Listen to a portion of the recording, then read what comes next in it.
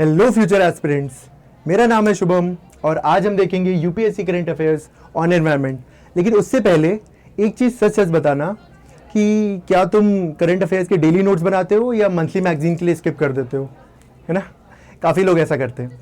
होता क्या है कि इतना ज़्यादा नोट्स बनते जाते हैं यूपीएससी करंट अफेयर्स के कि इतना वाइड, इतना वास्ट हो जाता है कि हमको समझ ही नहीं आता कि हम नोट्स लें, डेली बेसिस पे उसको बनाएं, क्या करें। इसका सबसे बेस्ट तरीका है ना कि आपको previous year questions paper analyse करने पड़ेंगे। जब आप previous year question papers analyse कर लेंगे ना, तो उससे आपको ये हो जाएगा, आपको करंट अफेयर देखते ही पता चल जाएगा इन सेकेंड्स कि अच्छा हाँ, प्रीवियस ईयर में इससे ये पूछा था, तो हमको करंट अफेयर से इतना ही पार्ट लेना है, हमको उसको जीएस या स्टैटिक की तरह नहीं पढ़ना है ना। हमको मास्टरी नहीं करनी है उसके ऊपर, हमको एक ओवरव्यू लेना है कि हाँ, देश दुनिया में ये चल रहा है, उसको हम अपने स्टैटिक पार्ट से या करंट उससे कैसे रिलेट कर सकते हैं। ओके, ठीक है। अब हम लोग देखेंगे, हाँ, और live your UPSC journey with Joy energy. हमेशा एनर्जी और जॉय बना के रहना बाबा। ऐसा होता है कि इतनी लंबी जर्नी है ना कि धीरे धीरे धीरे धीरे धीरे वो ग्राफ गिरता ही जाता है, तो उसको थोड़ा सा हाई रखो, अपनी लाइफ में ह्यूमर लाओ, अपने आसपास हो, घूमो टहलो, खाओ, खूब मस्ती करो, और हमेशा इस बात को उस पर रखना कि तुम्हारे पास कोई ना कोई प्लान बी स्टार्ट होना चाहिए, पूरा तैयार होना चाहिए तुम्हारे पास कि नहीं, अगर ऐसा नहीं हुआ तो हम ऐसा कर लेंगे। उसमें डिमोटिवेट नहीं होना है कि एक ही चीज़ के पीछे लगे, नहीं यार मैं तो करूँगा तो यूपीएससी करूँगा, वरना मैं पीछे हमेशा कुछ ना कुछ अच्छा, आपकी नॉलेज कहीं नहीं जाएगी, लेकिन उससे कुछ ना कुछ अच्छा हमेशा लेने की कोशिश करो। ओके, उसको कहीं ना कहीं लाइफ में इंप्लीमेंट करने की कोशिश करो, ठीक है। तो पहला टॉपिक है हमारा ब्लैक रेन। अच्छा, कितनों को पता है यूपीएससी ने प्रीवियस ईयर में एक बार क्वेश्चन पूछा था एसिड रेन से। ब्लैक रेन क्या है? हाँ, काली वर्षा। ब्लैक रेन क्या है कि अभी सबको हाल ही में पता है, ईरान इजराइल का वॉर चल रहा था, तो यार हुआ क्या कि इतना ज़्यादा हो गया, लेकिन एनवायरनमेंट पे किसी का ध्यान नहीं गया। सबको पता है कि गैस ख़त्म हो गई मेरे घर में, सबको पता है कि यहाँ पे तेल आना बंद हो गया, यहाँ पे पेट्रोल महंगा हो सकता है, लेकिन एक चीज़ जो हुई ना ईरान इजराइल वॉर में, उसमें ये हुआ कि इतना सारी कंट्री मिल के कम से कम 20-30 साल में इतना कार्बन एमिशन नहीं कर पाती जितना 1-1.5 महीने के वॉर में हो गया। और उसी कार्बन एमिशन को, जब वो कार्बन एमिशन ऊपर नहीं जा पाया ईरान के टोपोग्राफी की वजह से, क्योंकि आपको पता है ईरान चारों साइड से माउंटेन से घिरा हुआ है, जब वो ऊपर नहीं जा पाया तो उसने एक लेयर फॉर्म कर ली। अब उसी में से कुछ पार्टिकल्स ऐसे गिरे पानी की तरह, जिनको हम लोग ने ब्लैक रेन कहा, ठीक है। Following Israeli air strikes on oil storage facilities in Tehran and Alborz March 7.8, residents reported black rain. Oily थी। चेंज कर लो, कलर कहाँ से चेंज होता है, ठीक है, पीला सा, ठीक है। Pollutant laden rainfall caused by smoke and toxic particles from burning oil and mixing. About black rain. Black rain is contaminated rainfall without soot, hydrocarbons and chemicals. Unlike normal rain, it is dark, oily, smelly, strongly of chemicals and leaves toxic residues on surface. क्या करती है ना, जहाँ भी गिरती है boss, वहाँ भी एक अपना बहुत ज़्यादा हार्मफुल नहीं है, लेकिन है हार्मफुल है, आपकी स्किन टेक्सचर के लिए हार्मफुल है, आपके एनवायरनमेंट में सांस लेने के लिए हार्मफुल है, और जहाँ गिरती है एक रेसिड्यू छोड़ देती है। कैसे बनती है? कंबशन से। Air strike cause massive fires on Tehran refinery oil deposit releasing thick black smoke. Atmospheric loading से बनती है। Large amount of particulate matter and chemical vapours entered the air. Rain clouds absorb the smokes and chemical while passing through out polluted air. Topographic trap, अभी मैंने बताया था ना, Iran को चारों तरफ से माउंटेन्स ने घेर रखा है, उसकी वजह से हवा बाहर पास नहीं हो पाती। उसको जोग्राफिकली तो हेल्प करता है ईरान को ये, बट एनवायरमेंटली देखो, अगर कभी युद्ध होता है या वॉर होती है तो ये प्रॉब्लम्स होती हैं, है ना। अब केमिकल्स इन्वॉल्व, टॉक्सिक हाइड्रोकार्बन्स। अब इसमें यूपीएससी ने क्वेश्चन पूछा था, क्या पूछा था? एसिड रेन में क्या क्या होता है, क्या क्या उसके किस किस से कंपोजिशन क्या है। तो ये क्वेश्चन, ये देखो, ये क्वेश्चन बन सकता है यहाँ पे, ये पूछ सकती है यूपीएससी। कैसे पता? Previous year question papers analyse किए थे इसलिए पता है भाई। ऐसे पूछ सकती है कि हाँ भाई बताओ, चलो इसके अंदर मान लो तुमको ये 4 लिखे, तुमको एक 5वां भी उसने दे दिया कि ये भी लिखा है, एक 6ठा दे दिया, ये भी लिखा है, अब बताओ क्या करोगे। तो तुमको ये पता होना चाहिए कि हाँ ये पॉइंट्स थे जिसमें toxic hydrocarbon, sulphur oxide, particulate matters, forever chemicals, इनको PFAS भी कहते हैं, ठीक है। तो ये है मैटर। ओ सॉरी,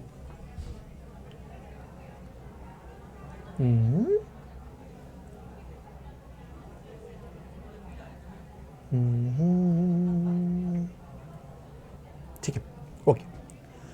अपीयरेंस, अब इसकी अपीयरेंस कैसी होती है? Oily jet black droplets. Odour कैसा होता है? बिटर स्मेल होती है। टेक्सचर कैसा होता है? Thick and greasy compare to normal water.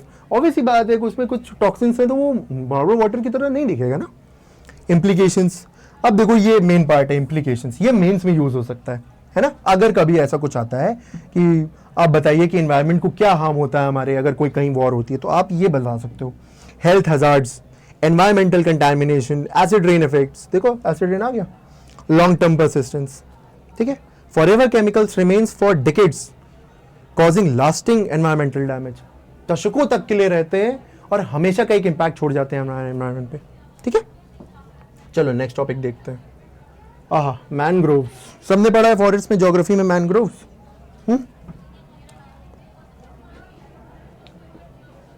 क्या हुआ भाई?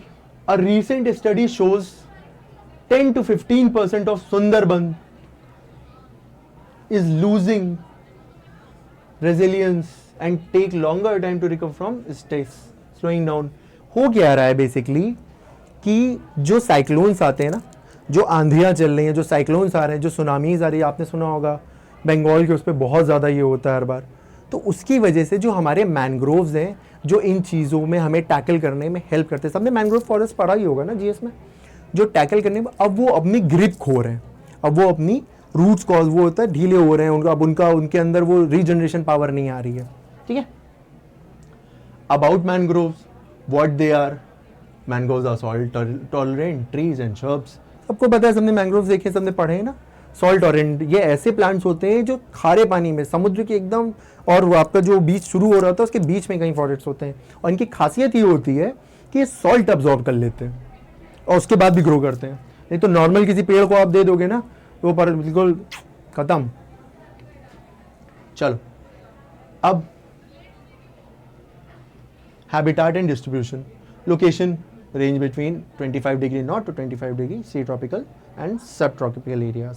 Condition, need slow moving water for sediment and accumulation, mud deposition कहते हैं जिसको।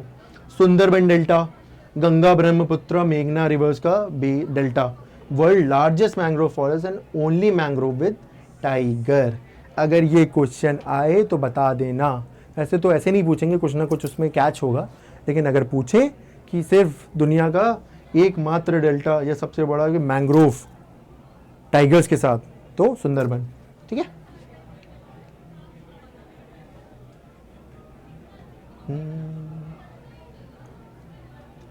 की कैरेक्टरिस्टिक्स क्या है? अडॉप्टेड विद एक्सट्रीमोफाइल ट्रेट्स, कहाँ पे जहाँ पे वेदर बहुत एक्सट्रीम है वहाँ सर्वाइव कर सकता है। एरियल ब्रीदिंग रूट्स कहते हैं इनको, नियोमेट्रोफ्स कहते हैं, ठीक है। Roots grow upward to take oxygen from air, इसकी रूट ऐसे, दुनिया में सुना है ना सारे प्लांट्स की रूट अंदर होती है, इसकी ऊपर की तरफ, ताकि एयर से ऑक्सीजन ले ले। Silt and buttress roots provide stability in soft mud and resistance waves and cyclones. Vivipary जो भी कहते हो आप लोग, है ना। इसमें क्या होता है, seedlings fall into water and settle in mud. Salt management, अब देखो सबसे मेन पार्ट इसका यही है, salt management. Excretion, leaves removes excess salt through glands, ये छोटी पोर्स होते हैं, जैसे बॉडी में होते हैं ना ग्लैंड्स, हम लोग की बॉडी जब हम लोग पसीना निकलता है, सॉल्ट्स निकलते हैं ना बाहर, सेम उसी तरह वो। Exclusion, roots block salt entry, roots ऐसी बनी होती है कि सॉल्ट एंट्री को ब्लॉक करती हैं। सिग्निफिकेंस क्या है? अब ये नेचर का सिग्निफिकेंस है हमारे, act as a natural bioshield against storm, tsunamis and cyclone. अभी बताया था ना, जब कोई भी हार्श कंडीशन हो तो, और इसी की वजह से ये डिग्रेड भी हो रहा है, वो तो ऑब्वियस ही बात है ना कि अगर कोई चीज हमेशा अपने ऊपर कुछ ले रही है, सारी प्रॉब्लम्स, तो धीरे धीरे कमजोर होगी ना। सेम यही हो रहा है, ठीक है। ओहो, चलो देखें भाई गवर्नमेंट ने क्या किया है।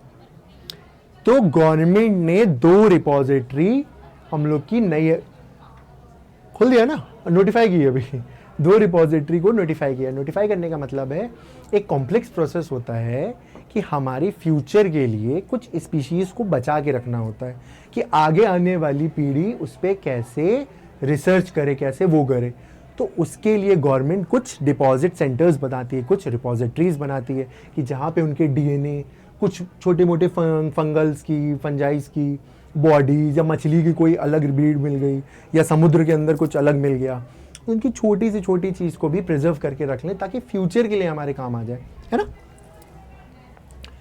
कॉन्टेक्स्ट क्या है? National biodiversity authority notifies 2 institutions as national official storage centre. भी पता है ना, एक कोची में हुआ है, एक कोची में हुआ है, और एक पुणे महाराष्ट्र में हुआ है, एक केरला में हुआ है, एक महाराष्ट्र में हुआ है।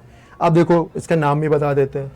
ये कोची वाला है रेफरल सेंटर फॉर भवासगारा, ठीक, और जो पुणे में हुआ है उसका है माइक्रो ऑर्गेनिज्म फंगल कलेक्शन। अगर कोई पूछे कि ये कहाँ है, कोची में, हो सकता हो मैच द फॉलोइंग में दे दे, हो सकता हो वैसे दे दे, तो कंफ्यूज मत होना, इसको ध्यान से याद कर लो, ठीक है, ये याद होना चाहिए।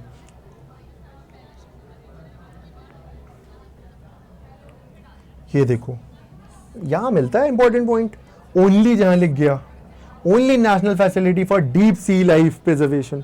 अब जितना भी डीप सी में प्रिजर्व करना होता है ना, हमारे पास सिर्फ एक ये ओनली है, कोची वाली, केरला वाली, सिर्फ यही होता है। केरला सी बॉर्डर पे भी है, सी शोर पे भी है, ठीक। Focuses on microbes and fungi, ये माइक्रोब्स एंड फंजाई पे फोकस करती है। Max anaerobic microorganism living without oxygen, कुछ ऐसे भी माइक्रोऑर्गेनिज्म होते हैं जो ऑक्सीजन के बिना रह रहे होते हैं, ये उनको लेती है। Extremophiles organism surviving extreme condition, अभी जैसे पेड़ देखा था पीछे, सेम उसी तरह कुछ ऑर्गेनिजम्स भी होते हैं जो ऐसे एक्सट्रीम कंडीशन में वो कर लेते हैं, ठीक है। अब ये सिग्निफिकेंस क्या है इसका, इनका सिर्फ supports research in agriculture, health care, useful chemical and industries. होता क्या है कि तुमने सुना होगा यार, हम लोग एग्रीकल्चर में यूरिया डालते हैं, एग्रीकल्चर में यूरिया यूज होता है, कई तरह के हम लोग फंगस यूज करते हैं क्रॉप्स को अलग अलग तरीके से वो ग्रो करने के लिए। क्रॉप एक बार ग्रो हो गई जब, तो उसके बाद उसको हटाने के लिए कई तरीके की चीजें होती हैं उसमें, है ना। Aim of the designation, aim क्या है? Ensure any new species identified is deposited in repository. Main aim यही है कि हमें अगर कोई ऐसी स्पीशी नई मिल रही है जिसको हमको लगता है हमको फ्यूचर रिसर्च के लिए प्रिजर्व करके रखना चाहिए 110%, तो इसका काम यही है कि भैया इसको ले आओ हमारे पास, हम प्रिजर्व कर देंगे, ठीक है। Ensure fair benefit and sharing, ऐसा भी हो सकता है कि हम रख लें, मान लो हम अपना प्राइवेट सेंटर खोल लें और कह दे यार हम फ्यूचर में, क्या नहीं, हम तुमको नहीं देंगे स्पीच, हमने ली थी, हम तुमको क्यों दें। तो गवर्नमेंट को कुछ चीजें अपने अंडर में रखनी पड़ती है ना, ऐसे खुला छोड़ दो किसी चीज को और बाद में कह दे ये तो मेरी प्राइवेट प्रॉपर्टी है, क्यों दें हम आपको। कुछ चीजों पे गवर्नमेंट का कंट्रोल जरूरी है, इसी तरह इसको गवर्नमेंट ने अपने अंडर में रखा है ताकि फ्यूचर में जब उसकी इंफॉर्मेशन शेयर की जाए या कुछ भी इसकी टेक्नोलॉजी कैसी भी शेयर करी जाए तो वो इक्वली इवनली सब में शेयर हो जाए, ठीक है। चलो, लीगल स्टेटस। अभी जो बॉडी है NBA, national biodiversity authority, NBA, ये बायोलॉजिकल डाइवर्सिटी एक्ट 2002 का ये लीगल अथॉरिटी फॉर स्टोरेज देता है। अब कोई चीज गवर्नमेंट के अंदर है तो उसके अंदर कोई लीगल अथॉरिटी होगी, लीगल अथॉरिटी है तो एक्ट होगा। एक्ट क्या है? एक्ट है biological diversity act 2002। In case पूछ ले तो याद रखना, प्रीलिम्स के लिए इंपॉर्टेंट हो जाता है। Voucher and specifications, proof of species identity and existence, क्या होता है भाई, अभी बताया ना, प्रिजर्व करने के लिए उनकी या तो डीएनए ले लेते हैं या तो उनकी पूरी बॉडी रख लेते हैं। एक्सपर्ट सिलेक्शन, अब होता क्या है, देखो एक कॉम्प्लेक्स प्रोसेस है, एक कॉम्प्लेक्स प्रोसेस है।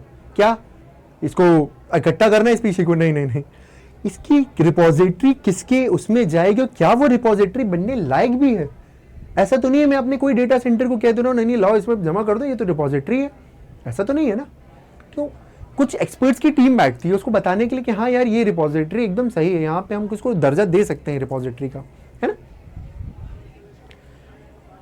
नेटवर्क एक्सपेंशन, पहले 18 मेंबर की रिपोजिटरी थी, फिर वो एक्सपैंड हो सकती है, ठीक है। सिग्निफिकेंस, अब इस पूरी बॉडी का क्या सिग्निफिकेंस, अभी तो हम लोग ने देखा इसका क्या सिग्निफिकेंस है, इसका क्या सिग्निफिकेंस है, अब पूरी बॉडी का क्या सिग्निफिकेंस है। Protects India biological resources from foreign patent misuse, biopiracy. आपने सुना होगा, मूवीज देखते हैं पायरेसी हो जाती है, अरे पायरेट हो गई, पायरेसी हो गई, पायरेसी हो गई, कभी कभी प्रिंट लीक हो जाते हैं, कभी डे 1 पे ही मूवी बाहर आ जाती है। जो लोग इंटरनेट यूज़ करते हैं उनको पता होगा, जो लोग मूवीज़ के ज़्यादा शौकीन हैं वो डे 1 पे ही चाहते हैं बस हॉल ना जाए मूवी। तो आपके कंटेंट को कोई पायरेसी कर सकता है, उसके पायरेसी कोई डुप्लीकेसी कर सकता है, उसके लिए हम उसके लिए पेटेंट कहते हैं, हमें पेटेंट टेक्नोलॉजी होती है। पेटेंट का क्या मतलब होता है कि मान लो मैं फॉर एग्जाम्पल बता देता हूँ कि मान लो कि एक बाइक है, मैंने उसमें लगा दिया कि मैंने कोई टेक्नोलॉजी बनाई, मैंने बता दिया कि मैंने स्टैंड लगाया है और जब तक ये स्टैंड लगा रहेगा ये बाइक स्टार्ट नहीं होगी। फॉर एग्जांपल मैंने नहीं बनाया है, तो वो अब ये टेक्नोलॉजी तो कोई भी कॉपी कर सकता है, अगर मैंने अपनी किसी दोस्त की हेल्प से बनाया हो, या मैंने कहीं भी बता दिया, मेरा प्रोजेक्ट हो मान लो ये अपने उसमें बीटेक की फील्ड में कि ये लीजिए सर, और वो फाइल पूरे उसमें बढ़ गई और बड़े बड़े कंपनियों ने उसको कर लिया। तो इसके लिए एक चीज़ यूज़ होती है पेटेंट। पेटेंट का मतलब है अब उस टेक्नोलॉजी पे, उस चीज़ पे आपका राइट आ गया है, अब उसको कोई और बिना आपसे खरीदे, आपकी परमिशन के, आपने कॉपीराइट सुना होगा ना यूट्यूब पे, सब लोग कॉपीराइट स्ट्राइक आ गया, कॉपीराइट स्ट्राइक आ गया। कॉपीराइट का भी वही मतलब है कि आपने उनका कंटेंट बिना उनकी परमिशन के कहीं ना कहीं यूज किया है, ठीक है। तो बायोपायरेसी से बचता है। सॉरी, सेंट्रलाइज्ड एक्सेस है भाई फॉर रिसर्च, ओशनोग्राफी, माइक्रोबायोलॉजी, एक सेंट्रलाइज्ड एक्सेस मिल जाता है। अब वो पता चल रहा है कि हमने कलेक्ट तो कर लिए, यहाँ से समुद्र से यहाँ से उठा लिए, एक अरेबियन सी से उठा लिए, एक बे ऑफ बंगाल से उठा लिए, लेके घूम रहे, जाए कहाँ। एक सेंट्रलाइज कुछ होना तो चाहिए कि हाँ ये ऑफिस है भाई, तो आपको पता है ना कि अगर मुझे ये काम करवाना है तो मुझे फला ऑफिस जाना है, आपको पता है मुझे आरटीओ में जाना है, अगर गाड़ी का काम है तो आरटीओ में जाना है। उसी तरह सेंट्रलाइज एक्सेस देता है कि आप इसको वो कर पाए, ठीक है। It strengths biodiversity, conservation and scientific research. अब अपने देश में जो एक चीज़ कहीं ना कहीं हम लैक कर रहे हैं वो है रिसर्च पे। हम लोग रिसर्च पे उतना काम नहीं कर रहे हैं। हम लोग आईटी में बहुत अच्छे हैं, हम लोग मैन्युफैक्चरिंग में बहुत अच्छे हैं, हम लोग टेक्नोलॉजी में बहुत अच्छे हैं, लेकिन हम लोग जो आर&डी करना चाहिए ना वो कहीं ना कहीं थोड़ा सा लैक कर रहा है। तो ये थोड़ा बहुत आर&डी को मदद करता है अपने उसमें, अपने क्या नाम है एरिया में, ठीक है। तो thank you everyone, that's all my time. और हमेशा पढ़ते रहो, लर्न करते रहो, ग्रो करते रहो, बहुत मज़ा आएगा, साथ में पढ़ेंगे, है ना। किसी भी चीज़ को बस देखने का नज़रिया होना। अब तुमको लग रहा होगा इतनी बड़ी पीपीटी लाए हैं सर, आज इतना क्या पढ़ा देंगे। क्या पढ़ा हम लोगों ने, 2 उन लोगों ने नई खोली है, एक ये बॉडी है, एक इस बॉडी का एक्ट है। कभी भी कंटेंट देख के घबराओ नहीं, तुमको उस कंटेंट में से क्या लेना है बस उतना तुम समझ लो, तुम्हारी एकदम वो हो जाएगा। अगर तुम्हें लगता है कि मैं हिस्ट्री में सब पढ़ लूँ, मैं ज्योग्राफी में सब पढ़ लूँ, ऐसा थोड़ी है, सब थोड़ी पूछती है। अब तुम कहोगे सर क्या पूछती है, तो प्रीवियस ईयर क्वेश्चन पेपर से पता चलेगा क्या पूछती है ना। चलो, thank you everyone, have a great day, God bless you.